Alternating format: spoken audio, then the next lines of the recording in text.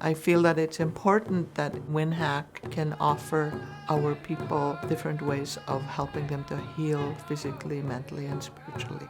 Traditional ways of healing, ceremony, medicines, and at the same time follow up with Western medicine. But the unique thing about it is that we're able to find that balance between our medicine and Western medicine.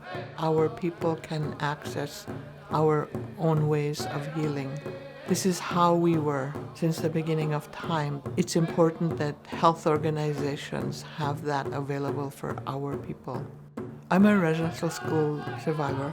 Reclaiming who we are as Indigenous people after being denied for so long has been truly an amazing experience. Pass this on to as many of our people so that we can heal the spirit of our people.